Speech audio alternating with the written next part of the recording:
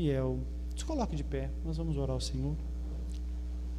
Mais uma vez, eu quero que você peça que o Senhor venha falar ao seu coração, que Ele venha dilatar o seu coração para que você possa ouvir a sua santa palavra nessa manhã. Irmão Emerson, venha fazer essa oração em nome de Jesus Cristo. Graças a Deus, igreja, oremos. Pai, no nome de Jesus, diante da Tua presença, Pai, queremos continuar Te agradecendo por esse momento, Pai. Queremos ouvir a Tua voz através da Tua palavra, Pai, que o nosso coração possa estar aberto para entender aquilo que o Senhor tem para nós, Pai, que possamos fazer a Tua vontade, Pai. Usa o Teu servo mais uma vez nas Tuas mãos, assim eu Te peço, Te agradeço, no nome de Jesus, amém. Podem tomar os seus assentos, meus irmãos. Abram as suas Bíblias no livro do profeta Jeremias, capítulo 32, de verso 40. Jeremias, capítulo de número 32 e o verso de número 40. Hoje é o último domingo da nossa série a respeito das doutrinas da graça de Deus, a série 5 pontos de graça. Nós já falamos a respeito da depravação total, da eleição incondicional, da expiação limitada, da graça irresistível. E hoje nós vamos falar da perseverança dos santos, o último aspecto das doutrinas da graça. Foi uma jornada, irmãos, extremamente recompensadora, gerou as melhores conversas de corredor, as mensagens de WhatsApp mais interessantes, não é? Foi muito bom, e eu acredito que isso possibilitou para a gente poder dar um passo além na construção da nossa comunidade cristã, no momento em que a gente deixou um pouco mais exposto essas particularidades do que nós herdamos da tradição reformada na nossa teologia local. Jeremias capítulo 32 e o verso 40, a Escritura Sagrada diz assim: eu farei com eles aliança eterna, segundo a qual não deixarei de lhes fazer o bem, e porei o meu temor no seu coração, para que nunca se apartem de mim. Louvado seja o nome de Jesus. Meus irmãos, eu acho importante nessa última mensagem compartilhar com vocês o momento em que eu tive contato a primeira vez com as doutrinas da graça de Deus e como elas fizeram com que eu entendesse com um pouco mais de clareza a boa notícia do Evangelho. Uma das coisas que sempre me deixou ansioso e angustiado na forma tradicionalmente evangélica de se pensar a salvação, é que eu tinha uma dificuldade imensa de me sentir salvo e de compreender a salvação, porque da perspectiva evangélica, na maior parte das vezes, a salvação é a recompensa por uma vida direita e não um dom imerecido que você recebe graciosamente. E uma vez que eu sempre tive no coração muito consciente o que era o pecado e tinha consciência dos pecados com os quais eu lutava e batalhava, a maior parte do momento eu não considerava o Evangelho uma boa notícia, eu achava algo desesperador. No começo da fé, principalmente nos 2 primeiros anos em que a gente ainda não maturou muito bem a compreensão evangélica, eu ficava o tempo todo desesperado, imaginando qual seria a hora que Deus me fuzilaria e me mandaria para o inferno, por conta de pecados recorrentes que eu estava lutando ainda e que eu não conseguia me libertar. E aquilo gerou em mim uma angústia profunda. Eu sinceramente não considerava o Evangelho uma boa notícia, eu achava uma notícia amedrontadora, terrível, porque eu nunca me via suficientemente bom no sentido de ser aceito por Deus, e isso me causava uma angústia tremenda. Eu me recordo assim que eu me converti, antes de ser devidamente discipulado, de ser devidamente orientado na palavra de Deus, que eu pensava assim: Deus, por que eu não nasci judeu? Porque com o judeu o Senhor fez uma aliança, não é? O judeu é judeu e é judeu, e o Senhor tem um negócio com eles, eu devia ter nascido lá.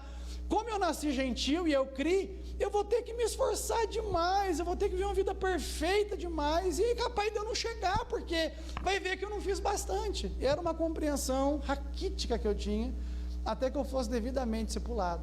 Só que ao ser devidamente discipulado e conhecer pelo menos as expressões bíblicas mais rotineiras que expressam a salvação, eu fui apresentado à doutrina da justificação pela primeira vez. E isso cursando a Escola de Educação Teológica da Assembleia de Deus, lá no ano de 2003, quando eu comecei a fazer a minha formação na ETAD, lá atrás.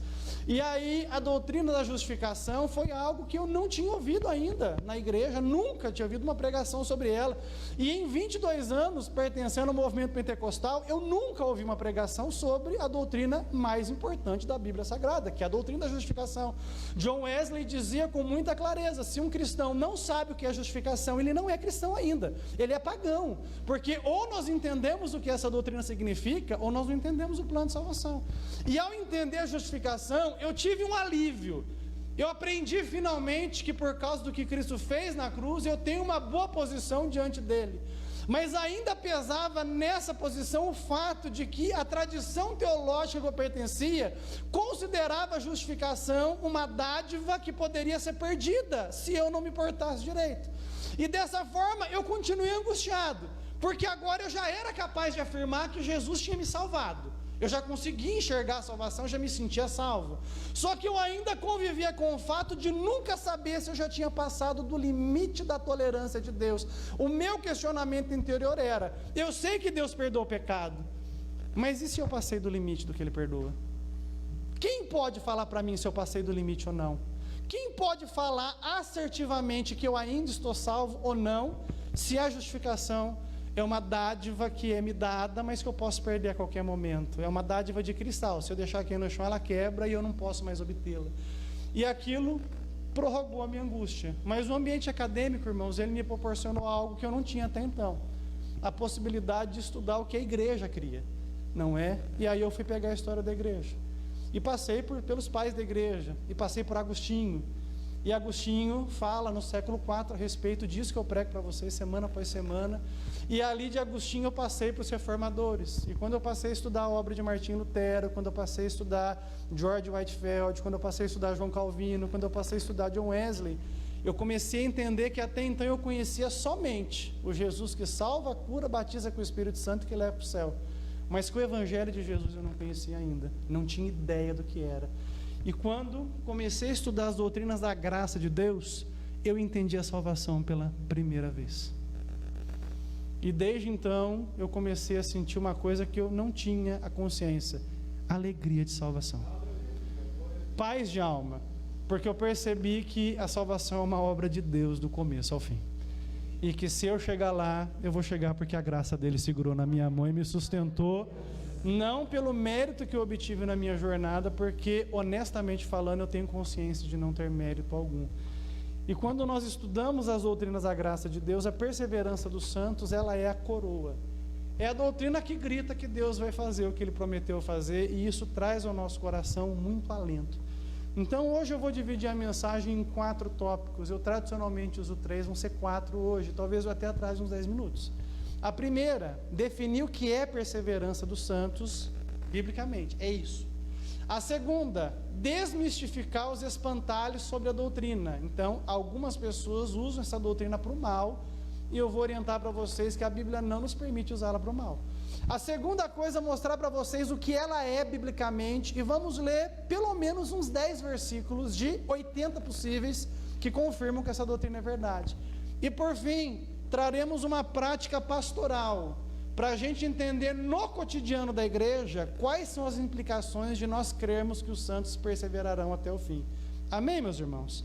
Então a primeira coisa que nós vamos fazer é fazer a definição da doutrina. Eu vou ler, esse material está disponível no site da igreja, todos os sermões dessa série estão disponíveis lá para estudo.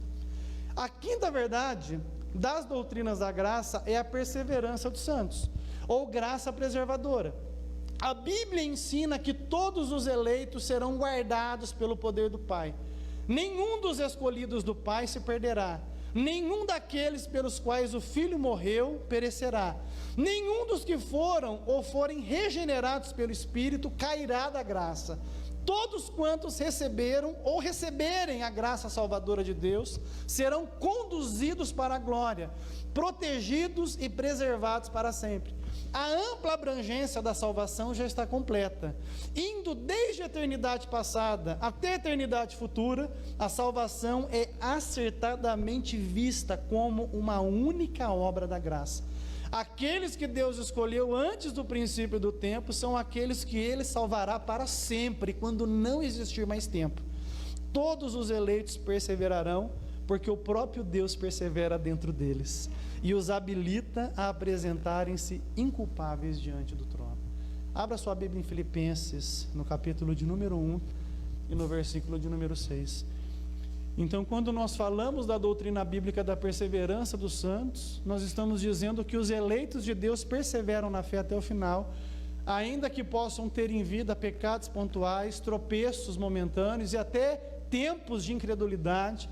Deus preservará cada um deles na sua presença e os conduzirá até o final da sua caminhada como mérito único e exclusivo da obra de Cristo na cruz. Filipenses capítulo 1, versículo de número 6, todos os irmãos encontraram? A Escritura Sagrada diz assim, Paulo dizendo: eu estou plenamente certo de que aquele que começou boa obra em vós há de completá-la até o dia de Cristo Jesus. Aleluia! O que a graça começa, a graça termina. Glorifica o nome de Jesus Cristo nessa manhã. Então, embora essa seja a coroa das doutrinas da graça, ela gera muita incompreensão. Então a gente precisa destrinchar pelo menos hoje uns 15 versículos bíblicos aqui, para a gente não correr o risco de se apropriar dessa doutrina para um uso indevido dela, e dessa maneira pervertermos a graça de Deus numa maldita hipergraça que não pode salvar. Então eu vou começar respondendo para vocês o que a perseverança dos santos não é, o que ela não é de fato. E vou falar isso rememorando também os meus anos de pentecostalismo clássico, aonde nós convivíamos com um preconceito enorme com toda a doutrina reformada, um preconceito violento. Nós víamos as doutrinas da graça como espantalhos, não é? E uma delas era a perseverança dos santos. Eu me lembro muitas vezes em rodas de conversa em que nós zombávamos dessa doutrina falando: onde já se viu? Jamais que isso pode acontecer. Deus vai conservar alguém com ele até o final. Mas Deus é justo, Deus tem que punir mesmo quem peca, Deus tem que mandar para o inferno mesmo quem faz as coisas erradas, os crentes que brincam com a fé. E falávamos isso com zombaria, mas nunca pensávamos, não é, no que significava essas falas nossas. Em outras palavras, nós estávamos com uma percepção legalista, pedindo para Deus o direito de, sendo salvos, irmos para o inferno. E isso é uma loucura tremenda. Era dizer que Deus era incapaz de terminar o que Ele começou, ou em outras palavras, entender que nós éramos participantes da salvação junto com Deus. Deus só me salva se eu quiser ser salvo. À luz da Escritura, isso é uma loucura. Mas essa percepção errônea se dá porque muitas pessoas observam essa doutrina de uma forma errada. E de fato, é verdade que muitas pessoas, em nome de uma perseverança dos santos biblicamente revelada, vivem uma vida cristã indisciplinada e à revelia, sem honrar a Deus, sem obedecê-lo. Mas nós, reformados, entendemos que quando as pessoas caminham dessa forma, sem temor, sem responsabilidade, eles mostram apenas que a sua conversão é de boca e não de coração. Eles mostram apenas que eles acreditam intelectualmente em Jesus, mas nunca foram salvos do seu pecado. E por que nós afirmamos isso? Porque a Bíblia não dá a possibilidade de um salvo viver permanentemente no pecado. É a Bíblia que diz isso, e a Bíblia não pode mentir. Quando alguém passa pela cruz de Cristo e é iluminado pelo Espírito Santo, essa pessoa passa a ter a própria vida de Deus dentro dela. E a Bíblia fala que essas pessoas demonstrarão em vida algumas coisas. A primeira, elas passam a viver com o temor de Deus permanente no coração. Abra sua Bíblia em Jeremias novamente, versículo 32 e o verso 40. É a leitura oficial, mas eu vou ler de novo para vocês para reforçar. Todo aquele que foi um salvo em Cristo já está iluminado dos seus pecados pelo Espírito Santo. O temor de Deus é implantado no coração dele. Jeremias 32, verso 40. Quem achou, diga glória a Deus. Farei com eles uma aliança eterna, segundo a qual não deixarei de lhes fazer o bem, e eu porei o meu temor no seu coração, para que não se apartem de mim. Não vou entrar no mérito da aliança ser eterna. Isso por si só confirma que quem Deus salva está permanentemente salvo. Não vou entrar no mérito que Deus disse que não vai deixar de fazer o bem para quem Ele salvou, o que por si só configura que Ele vai segurar essa pessoa na mão. Eu vou trazer a responsabilidade para a gente. Deus está dizendo que nessa aliança o temor dEle é colocado dentro de nós, e que por conta disso a gente não consegue se apartar de Deus. Você percebe isso na vida. Antigamente você pecava, você nem ligava. Hoje você peca e você treme, ou não? Dá um desespero. Quando você vê que você passou, você fala: que loucura, o que eu fiz? Jesus, tem misericórdia de mim, me perdoa. O que é isso? Deus colocou dentro de nós uma luz de emergência, e quando nós excedemos nos limites que Ele nos dá pela palavra, automaticamente o Espírito Santo nos fala: está errado, você é um salvo em Cristo Jesus. E por conta disso, a gente vai caminhando e vai mortificando o pecado paulatinamente em vida. Em alguns momentos caminhamos com mais abatimento e mais incredulidade, em outros caminhamos com mais vigor, com mais coragem, com uma postura mais varonil na presença de Deus, mas o temor de Deus vai mantendo a gente no caminho, a gente não se aparta dele. Por quê? Para onde iremos nós? Só tu tens as palavras de vida eterna, aleluia. Não tem como. Não tem como. Às vezes em momentos de loucura, porque nós não somos constantes o tempo todo, nós temos oscilações, a gente até tenta um pouco mais, mas parece que uma corda de amor vai puxando a gente de volta, e vai nos atraindo, e a gente fala: Deus, não vou fazer, e Deus fala: vai. Deus, eu não vou conseguir, tu vai. Deus, eu não vou mais na igreja, tu vai, porque eu coloquei o meu temor dentro do teu coração. Aleluia. Então, o salvo tem o temor de Deus implantado dentro dele. O salvo, biblicamente, abandona o pecado e luta para mortificá-lo dia após dia. 1 João capítulo 3, verso 9. Abra sua Bíblia. Tem jeito, irmãos. Deus colocou a semente na gente. Nascemos de novo, não dá mais. Nós vamos viver segundo a nossa natureza nova, que embora lute com a natureza antiga, a natureza nova obtém triunfo pela graça de Deus. 1 João capítulo 3, verso 9, aleluia, glória a Deus. A Escritura diz assim: todo aquele que é nascido de Deus não vive na prática de pecado, porque nele permanece a semente divina. Esse não pode viver pecando, porque é nascido de Deus. Então, nós pecamos porque vivemos, mas não vivemos no pecado. Eu piso na lama pela fraqueza da minha carne, mas eu não rolo nela, porque eu conheço quem me lavou dos meus pecados. Você pode glorificar o nome de Jesus Cristo por isso? Então, se uma pessoa peca sem temor de Deus, vive um ciclo de pecado doentio, sem arrependimento, sem esforço, essa pessoa pode ser membro da igreja, pode ter a carteirinha de membro, pode ter sido até batizada na igreja, ela não é um salvo ainda. O salvo tem dentro dele a semente divina, ainda que ele lute, em alguns momentos perca a batalha da santificação, ele está batalhando para vencer o pecado dia após dia, biblicamente ordenado. Amém, meus irmãos? Então entenda isso. A terceira coisa que nós temos que observar, para não confundirmos a perseverança dos santos com liberdade para pecar: todos os salvos se esforçam para obedecer os mandamentos de Deus e provam com isso que verdadeiramente amam o seu Senhor. Abra sua Bíblia em João capítulo 14, o verso de número 21. Nenhum salvo trata Deus com desdém, a palavra com irresponsabilidade. Nenhum salvo olha para a cruz de Cristo e não sente ali a necessidade de uma vida sacrificial e vocacional. Não tem como, só se não for salvo. João capítulo 14, versículo de número 21. Todos acharam? A Escritura diz assim: aquele que tem os meus mandamentos e os guarda, esse é o que me ama. E aquele que me ama será amado por meu Pai, e eu também o amarei, e me manifestarei a Ele. Aleluia.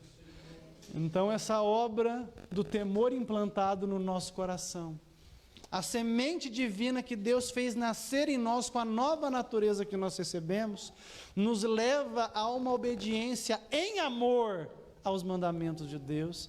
E isso faz com que a gente seja individualmente discípulos obedientes e coletivamente uma igreja zelosa e de boas obras para a glória de Deus. Amém? Além disso, Todo salvo tem um coração pronto para viver em comunhão com os irmãos e para buscar na cruz de Cristo um caminho de arrependimento quando tropeça em pecado pontual na vida. Abra sua Bíblia em 1 João, capítulo 1, do verso 7 até o verso 10. Irmão, salvo gosta de andar junto. Salvo gosta de se misturar com o povo. Salvo gosta de conviver. Gosto, salvo, de ver gente. Olha para quem está do seu lado aí, ó. O maior prazer nosso é esse, olha só. Só gente bonita. Olha o William, irmãos. Olha aquele penteado do William. Olha a Elaine ali, toda zebrinha hoje, para a glória de Deus. A gente gosta. Nós temos isso. A nova natureza gera em nós harmonia, união. O que nós perdemos no Éden, nós recuperamos na cruz, no jardim de Cristo, aleluia. Olha o que está escrito nesse texto. Se andarmos na luz como Ele está na luz, nós mantemos comunhão uns com os outros. E o sangue de Jesus, seu Filho, nos purifica de todo pecado. Se dissermos que não temos pecado nenhum, a nós mesmos enganamos e a verdade não está em nós. Se confessarmos os nossos pecados, Ele é fiel e justo para nos perdoar os pecados e nos purificar de toda injustiça. Se dissermos que não cometemos pecado, fazemos dele um mentiroso e a sua palavra não está em nós. Se a salvação é a recompensa de quem não peca e nós pecamos, o que devemos esperar de um Deus santo e um Deus justo? Agora, se a salvação é a graça dada a quem não merece recebê-la, eu e você podemos pela fé receber o que Deus nos dá gratuitamente. E alegres com isso, desenvolvermos a nossa santificação com temor, sem medo de condenação, porque nós sabemos a boa posição que nós recebemos por Jesus e perseveramos nela para a glória de Deus. Amém? Quantos são gratos pela salvação? Adorem o nome de Jesus Cristo. Então nós já sabemos o que a perseverança dos santos não é. Não é liberdade para pecar, não é liberdade para você pensar que você é dono do seu próprio nariz, não é liberdade para você viver uma vida de desobediência, não é liberdade para você tratar a igreja e as coisas de Deus com desdém. Quem faz isso não é salvo ainda. É um convertido religioso, é um bom evangélico, mas falta a ele o novo nascimento, falta a ele passar pela cruz. Quem foi salvo dos seus pecados, ama o seu Deus, odeia o pecado, ama a noiva do Cordeiro e deseja santificar a sua vida, não para obter recompensa de salvação, mas para devolver em amor da salvação que de graça recebeu. Esse é o sentimento de vocês todos? É o que vocês querem? Se sim, adorem o nome de Jesus Cristo aqui nessa manhã. Então cuidado, viu, irmãos? Nesse é o ponto aqui, há muitos falsos evangélicos por aí. Muita gente que levanta as mãos na igreja, mas não paga suas contas ao longo da semana. Muitas pessoas que pregam uma moralidade excessiva na igreja, mas cultivam vidas, não é, questionáveis aí fora. Muitas pessoas se escondem atrás de uma Bíblia, mas não buscam verdadeiramente uma transformação do seu coração. Tem a Bíblia na cabeça, mas ela não desceu aqui, onde o pecado está entronizado e da onde ele tem que sair para que Cristo reine no coração. Por isso, é importante a gente saber que a mesma Bíblia que garante a perseverança dos santos, nos rememora que há uma responsabilidade para cada um de nós. Abra sua Bíblia em Mateus capítulo 7, do versículo 21 até o versículo 23. Aleluia! Olha, não teve uma série da IPR que vocês não ficaram tão quietos como nessa. Mateus capítulo 7, do verso 21 ao 23. Quem achou, diga glória a Deus. Nem todo que me diz, Senhor, Senhor, entrará no reino dos céus, mas aquele que faz a vontade do meu Pai, que está nos céus. Muitos naquele dia vão me dizer, Senhor, não profetizamos em seu nome? Em seu nome nós não expulsamos demônios? E em seu nome não fizemos muitos milagres? Então eu lhes direi claramente, eu nunca conheci vocês, afastem-se de mim, vocês que praticam o mal. Aleluia. A vocação que recebemos é para uma vida santa, e os santos do Senhor são aqueles que estão perseverando na graça. e estão perseverando na graça porque Deus persevera dentro deles. Você pode glorificar o nome de Jesus Cristo nessa manhã? Agora vamos falar o que a perseverança dos santos é. Já definimos o que ela não é, agora vamos definir o que ela é. A perseverança dos santos é a doutrina que coroa a glória de Deus na salvação dos homens. É a garantia de que aqueles que receberam o dom da salvação serão, de fato, salvos pelo Senhor dos seus pecados. Se a salvação não fosse isso, ela não poderia se chamar salvação, teria que se chamar oportunidade. E a salvação não é uma possibilidade, é uma obra concreta, consumada na cruz por Cristo. É a manifestação pura da graça de Deus, que não divide a glória de salvação com ninguém. Ele prometeu salvar homens e mulheres pelos méritos da obra de Cristo, garantindo a estes salvos uma eterna salvação. Nessa doutrina nós estamos afirmando que Deus completa aquilo que Ele começa, aleluia, que nenhum daqueles que Ele quis salvar se perderá, que Deus, o próprio, trabalhará para que eles perseverem até o final, segundo as Escrituras. Vejamos 10 citações bíblicas de 80 possíveis que confirmam que isso é uma verdade. A primeira: o Senhor Jesus prometeu nunca lançar fora nem um único dos seus escolhidos. Abra sua Bíblia em João, capítulo 6, do versículo 37 ao 39. Irmãos, é tão ruim ficar de fora, né? Você já ficou de fora alguma vez? O grupo de amigos fez um trem lá, esqueceu de chamar você. Dá uma tristeza. Você fala, puxa vida, esqueceu de mim. Para a festa das bodas do Cordeiro, Deus não esqueceu de chamar ninguém. E todo mundo que Ele chamou vai chegar, dá um glória aí, em nome de Jesus. João capítulo 6, versículo 37 ao 39. Todo aquele que o Pai me dá, esse virá a mim. E o que vem a mim, de modo nenhum o lançarei fora. Porque eu desci do céu não para fazer a minha própria vontade, mas a vontade daquele que me enviou. E a vontade de quem me enviou é essa, que eu não perca nenhum de todos os que ele me deu. Pelo contrário, eu o ressuscitarei no último dia. Irmão, será que Jesus é capaz de fazer o que o Pai pede para ele? O que vocês acham? Será que ele consegue? Será que Jesus consegue fazer o que o Pai lhe pediu? E o Pai pediu para Jesus, olha, eu vou te dar aqueles que eu escolhi, cuide deles, porque eu quero que eles ressuscitem no último dia. E Jesus está falando, essa é a vontade do Pai, que nenhum deles se perca.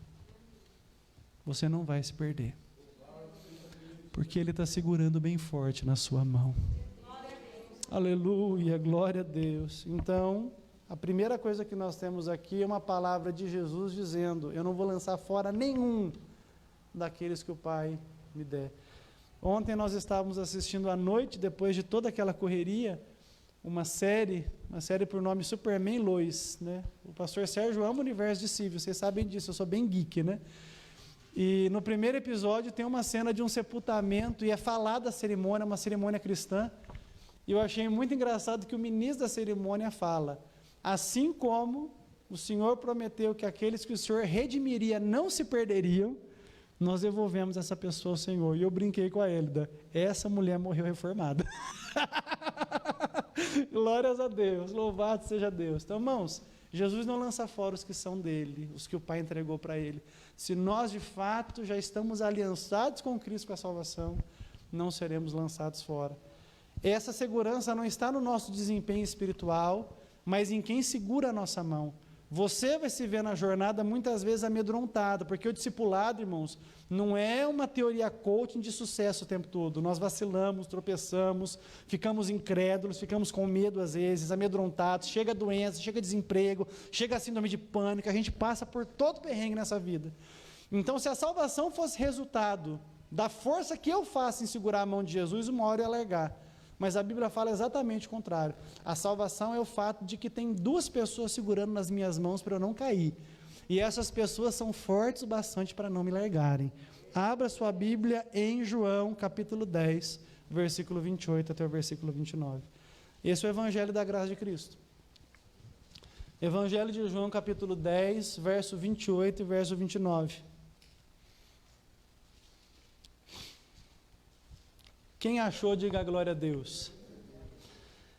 Jesus está dizendo, não acho que Jesus seja um mentiroso. Eu lhes dou a vida eterna, jamais perecerão. Ninguém as arrebatará da minha mão. Aquilo que o meu Pai me deu é maior do que tudo. E da mão do meu Pai, ninguém pode arrebatar. Esses dias eu estava andando no centro sozinho com a Alice e com o Raul, a primeira vez que isso aconteceu. E eu fiquei desesperado do Raul escapar de mim, correr para a rua e ser atropelado. Aí eu fiz um trem muito engraçado. Daniel, vem cá. Maneiva, vem cá também. Irmãos, eu tive que ter ali uma estratégia. Porque vocês sabem que o Raul, irmão, é só Jesus na causa, irmão. Deus caprichou.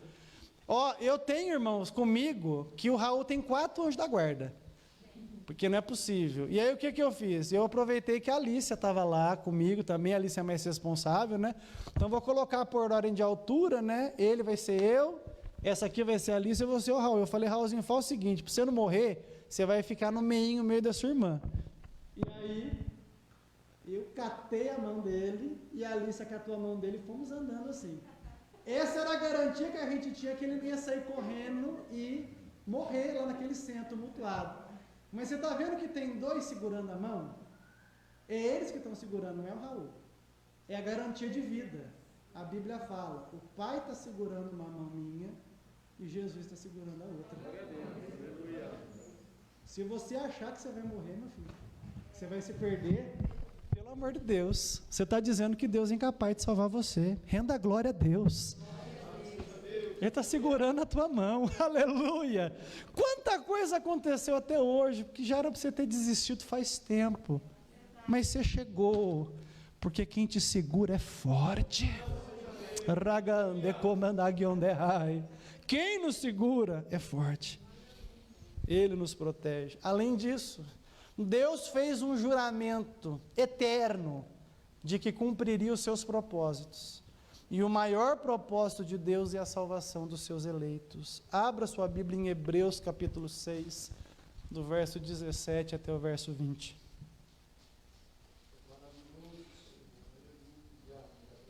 Aleluia. Hebreus capítulo 6, do verso 17 até o verso 20. Ó, irmão, se eu conseguir manter o Raul vivo, naquele passeio no centro, Deus consegue te conservar na presença dele. Todos acharam? Irmãos, eu amo esse versículo aqui. Olha o que está escrito, Hebreus capítulo 6, do 17 ao 20. Por isso, Deus, quando quis mostrar com mais clareza aos herdeiros da promessa, nós, que o seu propósito era imutável, não pode ser mudado, Ele confirmou isso com um juramento. Irmão, Deus já tem palavra suficiente, não precisava jurar, Ele jurou. Ele fez isso para que, mediante 2 coisas imutáveis, nas quais é impossível que Deus minta, nós, a igreja, que já corremos para o refúgio, o céu, tenhamos forte alento para tomar posse da esperança que nos foi proposta. Temos essa esperança por âncora da alma, segura e firme, e que entra no santuário que fica atrás do véu, onde Jesus, como precursor, entrou por nós, tendo se tornado sumo sacerdote para sempre, segundo a ordem de Melquisedeque. Deus fez um juramento que Ele vai cumprir o que prometeu. A sua salvação é promessa de Deus. Se você salvo foi para o inferno, o juramento de Deus foi quebrado. E Deus é mentiroso. E não é digno da nossa confiança.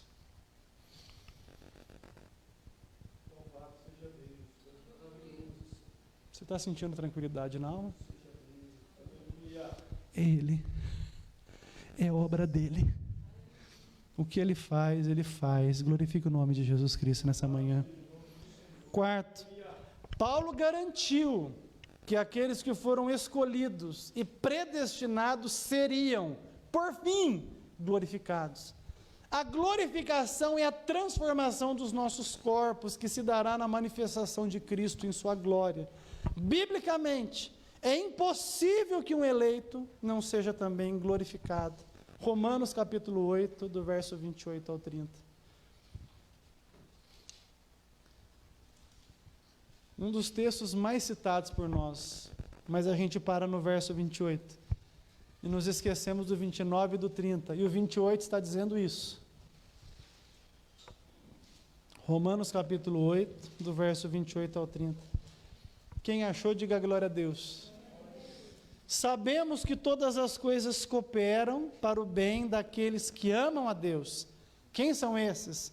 Aqueles que são chamados segundo o seu propósito. Nós, os eleitos.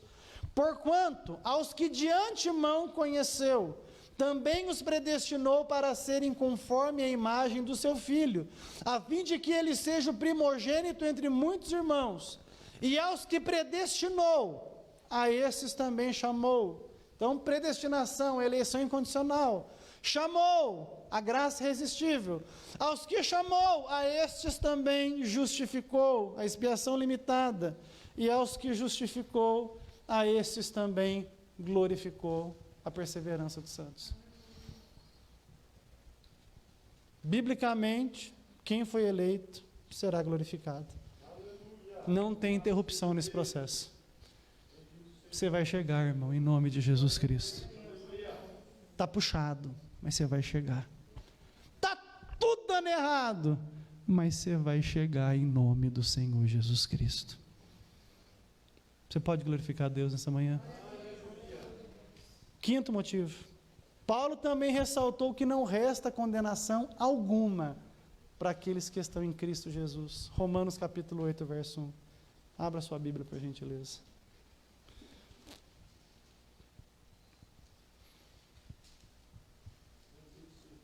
Nós cantamos esse hino muito, sem entender o que de fato ele significa. Todos acharam? Agora, pois, já não existe nenhuma, marque na sua Bíblia, nenhuma condenação para os que estão em Cristo Jesus. Nenhum é um pronome, nenhum é nenhum. É mais ou menos assim: quantos bilionários eu tenho na IPR? Nenhum. Quantos milionários eu tenho na IPR? Nenhum. Quantos salvos serão condenados? Nenhum.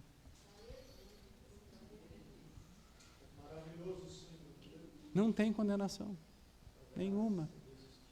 Aleluia. É por isso que nós rendemos glória para Deus, a sua salvação. É por isso que a carne treme quando nós pensamos nisso, porque é obra de Deus. É profundo o que Deus faz conosco. Nós somos pervertidos de tal modo que, se Deus não garante nas suas mãos a obra de salvação, ninguém chega. Mas como é Ele fazendo, nós chegaremos para a glória de Deus. Sexto motivo. No mesmo capítulo, Paulo demonstrou que por causa da graça, não existe ninguém que possa nos condenar, e não existe mais nada que possa nos separar do amor de Deus que está em Cristo. Abra sua Bíblia em Romanos capítulo 8. Primeiro nós vamos ler o 38 e o 39. E depois a gente vai terminar lendo o final do capítulo, os últimos versículos. 38 e 39. Quem achou, diga glória a Deus. Porque eu estou bem certo de que nem a morte, nem a vida, nem os anjos, nem os principados, nem as coisas do presente, nem as coisas do porvir, nem os poderes, nem a altura, nem a profundidade, nem qualquer outra criatura poderá nos separar do amor de Deus, que está em Cristo Jesus, o nosso Senhor. Quem pode nos separar do amor de Deus? Nada. Irmão, nada é nada. Nada é nada. É tão verdade isso que alguns versículos atrás, Paulo pincela isso. Do 31 ao 34. Olha o que está escrito. Romanos 8, 31 e 34. Que diremos, pois, à vista dessas coisas? Se Deus é por nós, quem será contra nós? aquele que não poupou o seu próprio filho, antes por todos nós o entregou, porventura não nos dará graciosamente com ele todas as coisas? Quem intentará acusação contra os eleitos de Deus? É Deus quem os justifica. Quem os condenará? É Cristo Jesus quem morreu, ou antes, quem ressuscitou, o qual está à direita de Deus e também intercede por nós. Aleluia. O ministério de intercessão de Cristo no céu é a fonte da perseverança. Porque no momento em que o salvo tropeça e ofende a santidade de Deus, o nosso sumo sacerdote que atravessou o véu olha para o Pai e fala: Pai, tropeçou, mas o meu sangue foi derramado por ele. E então a graça preservadora fala: coloque ele de pé novamente. Aleluia.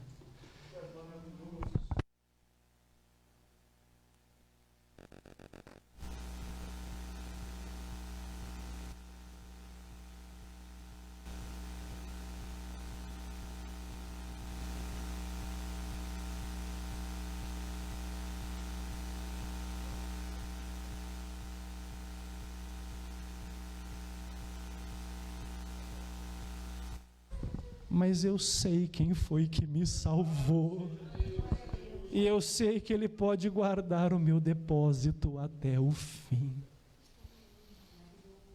Pode ser que nessa manhã você esteja apreensivo por tropeços pontuais que aconteceram.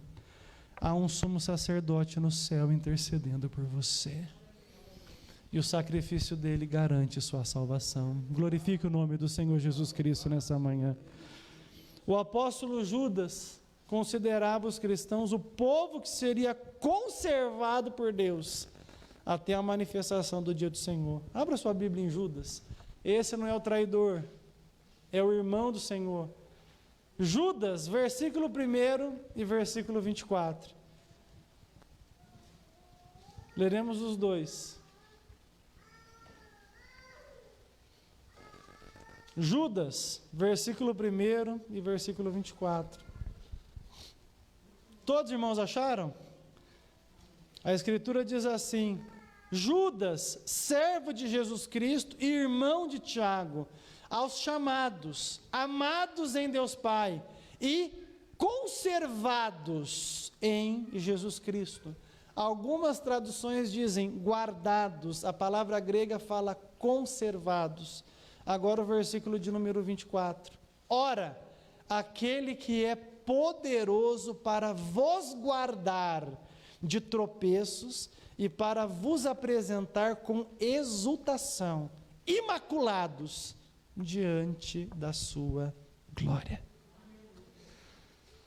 Deus é poderoso para guardar você. E a Bíblia fala que Ele vai te apresentar imaculado diante da glória de Deus. Você sabe o que significa essa palavra imaculado? Sem pecado nenhum.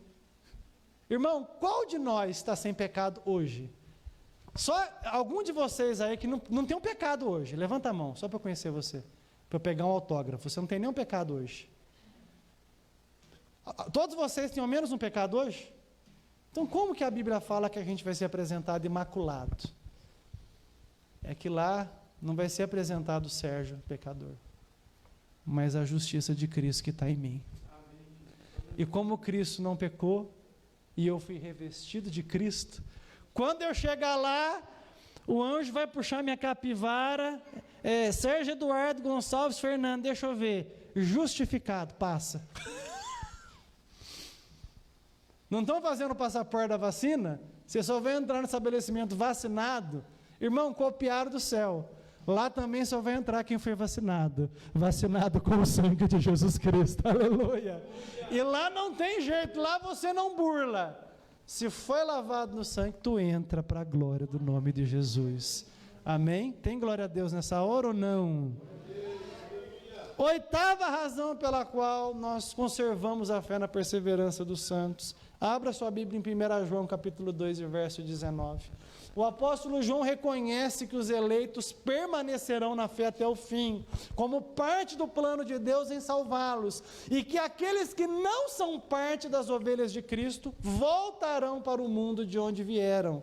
1 João capítulo 2, verso 19. Abra sua Bíblia em nome de Jesus. Todos acharam? Estou aguardando. Todos acharam? Eles saíram de nosso meio. Entretanto, não eram dos nossos, porque se tivessem sido dos nossos, teriam permanecido conosco. Todavia, eles se foram, para que ficasse manifesto que nenhum deles é dos nossos. O que significa a expressão dos nossos? Dos eleitos de Deus.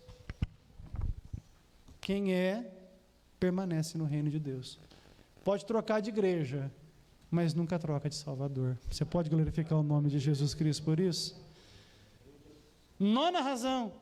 O apóstolo Pedro afirma que os cristãos são guardados pelo poder de Deus e que a herança que Deus preparou para eles não pode ser destruída, não murchará e nunca permanecerá manchada. 1 Pedro capítulo 1, do verso 3 até o verso 5.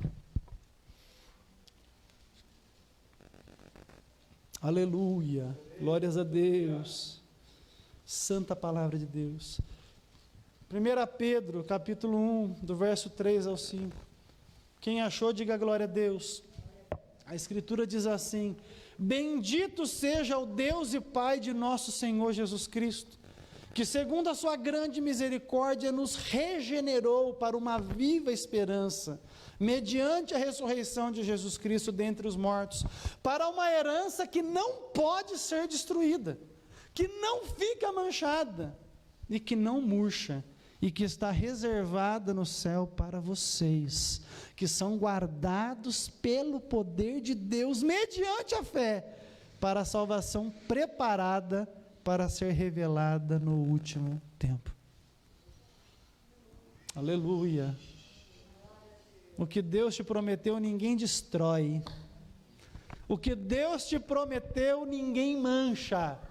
O que Deus te prometeu, não murcha. A Escritura fala com clareza: está reservada para vocês. Não é uma possibilidade, é uma garantia.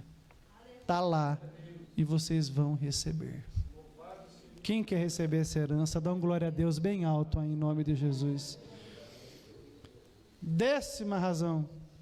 O Espírito, sendo o penhor da herança, garante que Cristo voltará para buscar aquilo que lhe pertence. Todos os que receberam o Espírito participarão desse dia glorioso e estarão para sempre com Cristo nos céus. Segundo aos Coríntios, capítulo 1, verso 22. Aleluia, louvado seja Deus. Aleluia. Segundo aos Coríntios, capítulo 1, verso 22. Todos os irmãos acharam? A Escritura diz assim: que também nos selou e nos deu o penhor do Espírito em nosso coração. Note a palavra nos deu, não emprestou, ele deu, é nosso. O Espírito já foi dado para a gente. E o que é um penhor? É quando você precisa deixar uma garantia de que você vai cumprir uma promessa que você fez. Eu me recordo uma vez que na formatura do 3º ano do colegial do Colégio Batista de Campinas, eu e mais 4 amigos fomos jogar boliche lá no Star Bowling, lá para os lados de Santa Genebra, longe toda a vida. E a gente foi lá, meus irmãos, e a gente devia ficar 1 hora na pista. O dinheiro que a gente tinha dava para 1 hora de pista. Mas a gente se empolgou e a gente ficou 3 horas. E aí veio a conta, irmãos. Olha, irmãos, eu tinha que vender um rim para pagar a conta que veio. E aí o rapaz viu que a gente tinha boa índole, viu que a gente estava disposto a resolver, ele falou: vocês fazem o seguinte, deixa o documento de vocês aqui como penhor, e aí amanhã vocês voltam e pagam. Naquela época não tinha poupa-tempo. Perder um documento dava 3, 4 meses de correria para você fazer um outro. Então aquilo era uma garantia firme, e hoje eles não pediriam documento, pediriam o seu iPhone, o seu celular, certamente. Mas havia um penhor ali, e isso era a garantia da pessoa, de que eu ia voltar e fazer aquilo que eu tinha prometido. O Espírito Santo é o penhor de Cristo para a gente. Quando ele deixa o Espírito conosco na igreja, ele está dizendo, eu vou voltar para pegar aquilo que é meu. E eu e você somos dele. E quando ele voltar, ele vai pegar a gente. E ele vai levar para as moradas celestiais que ele de antemão preparou para aqueles que são dele. Você vai chegar no novo lar, meu irmão, em nome de Jesus. Você tem o Espírito no seu coração. Ele é o penhor da nossa herança. Louvado seja Deus. Quantos aqui são agradecidos por isso? Como que eu aplico essa verdade na minha vida cotidiana, no ser igreja? A primeira coisa, os salvos em Cristo, quando eles aprendem a respeito da segurança de salvação, eles enxergam nela uma confiança para desenvolverem a sua santificação pessoal sem medo da condenação. Os ímpios, contudo, enxergam na segurança da salvação uma oportunidade para pecar.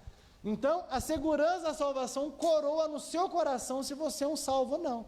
Se ao saber que Cristo garantiu a sua salvação, você se alegra para fazer mais para Deus, para se santificar mais, para buscar mais, afinal, Ele fez a obra completa na sua vida, você está demonstrando que você é um salvo em Cristo. Agora, ao conhecer a segurança da salvação, você pensar, nossa, agora eu vou arrepiar, agora ninguém me segura, agora eu vou aprontar. Você está mostrando que você é um reprovado, que naquele dia Deus vai passar por cima de você e você não vai. Amém, meus irmãos? Então essa doutrina coroa no nosso coração a verdade de quem nós somos em Cristo. Eu, quando escuto isso aqui, a minha vontade é fazer mais e mais e mais e mais e mais para meu Deus, porque Ele fez tudo por mim. Se não resta nenhuma obra para eu fazer no sentido de obter a salvação, todas as minhas obras serão gratidão por aquele que me salvou.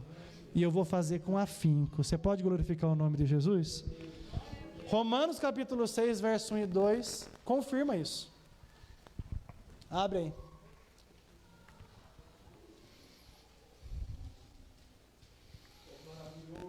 Romanos capítulo 6, verso 1 e 2. Estamos acabando. Tenho só mais 120 versículos para ler.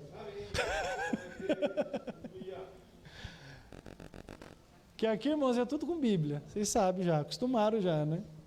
Todos acharam? Que diremos então? Continuaremos no pecado para que a graça aumente ainda mais? De modo nenhum. Como viveremos ainda no pecado, nós que já morremos para ele?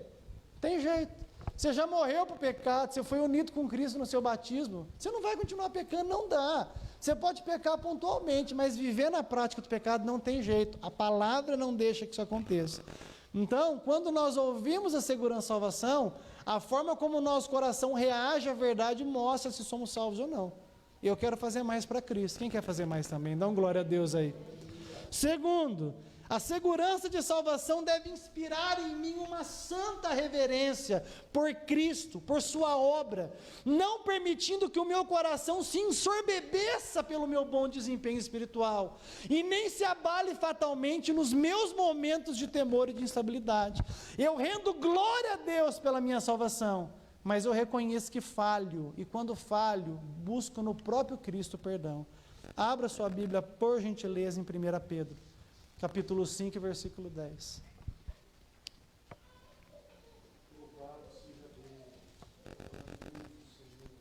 Agora faltam só 119.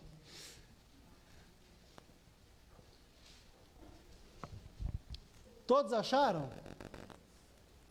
Olha o que a Escritura fala. Ora, o Deus de toda graça, que em Cristo vos chamou à sua eterna glória, depois de terdes sofrido por um pouco, Ele mesmo vos há de aperfeiçoar, firmar, fortificar e fundamentar. Cristo promete que vai aperfeiçoar você, promete que vai firmar os seus pés, promete que vai te fortalecer e que ainda vai te fundamentar nele. Essa obra não vai cair, meus irmãos, em nome de Jesus Cristo. Por fim, esse é o mais importante. Todos os membros da IPR dão glória a Deus bem alto. Vocês precisam ouvir isso aqui agora, para nós não trazermos de fora os erros que nós praticávamos lá.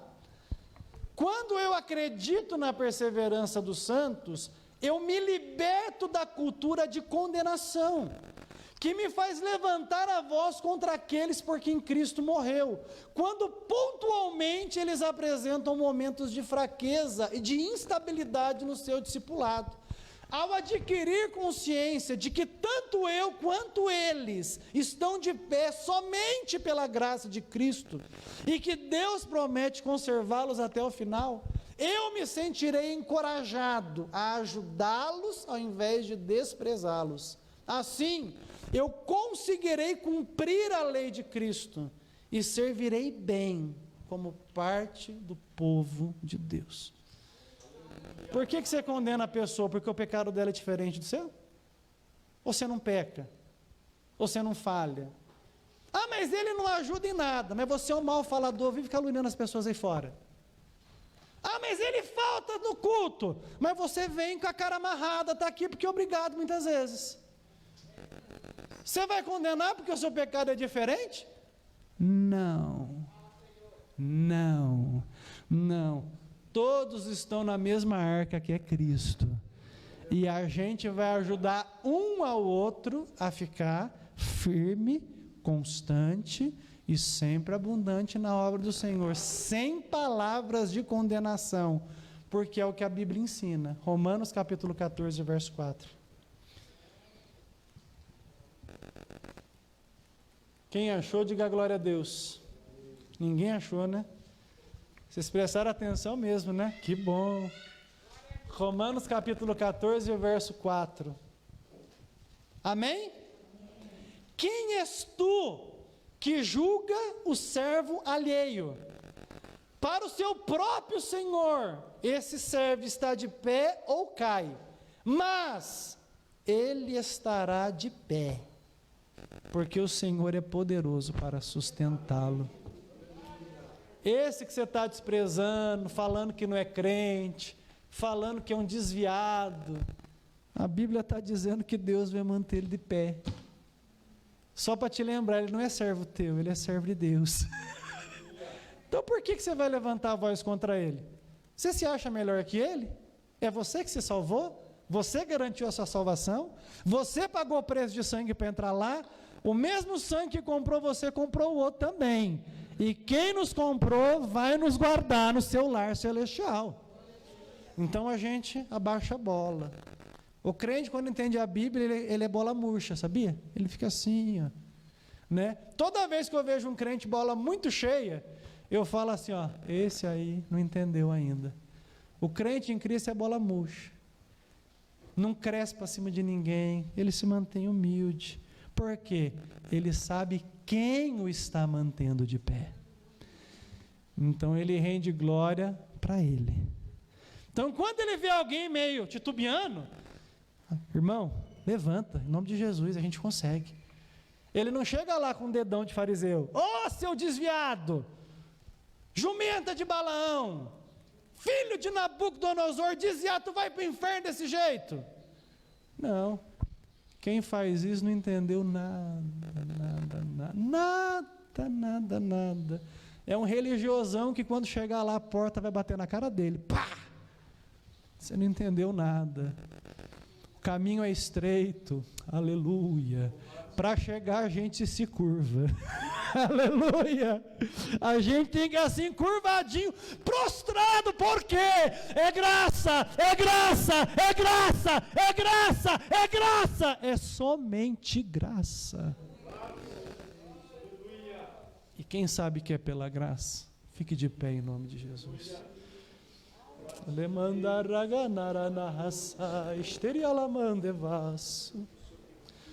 Aleluia. Oh, irmãos, como é glorioso terminar essa série. Como é glorioso expressar o que nós cremos de verdade. Como é gloriosa a transparência de poder falar o que a gente crê. E o que a Bíblia nos ensina com toda a liberdade que nós podemos ter agora, para a glória de Deus. Talvez você esteja hoje no seu melhor momento espiritual. Glória a Deus pela sua vida.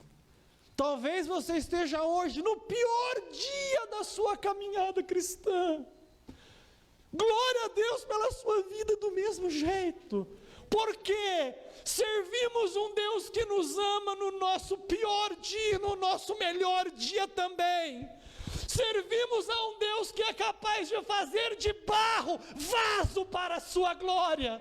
Servimos a um Deus que quando nós trincamos, Ele nos reconstrói para a sua glória. Servimos a um Deus que não tem planos frustrados e que promete salvar aqueles que têm fé em Jesus. Eu não sei como você chegou aqui, mas eu sei como é que você vai sair convicto de que a salvação é obra de Deus. E de que por essa salvação nós temos uma perfeita segurança diante daquele que deu sua vida na cruz por nós. Feche seus olhos nesse momento. Eu não sei se há no nosso meio pessoas que ainda não creem verdadeiramente em Jesus. E eu oportunizo para vocês a chance de sinalizar que vocês querem caminhar com fé no Salvador e crer nele de todo o coração. Se você nessa situação se encontra, você pode vir aqui na frente enquanto nós oramos e nós vamos orar por você. Eu creio que Jesus Cristo morreu para perdoar os nossos pecados e esse perdão é extensivo a todo aquele que crê.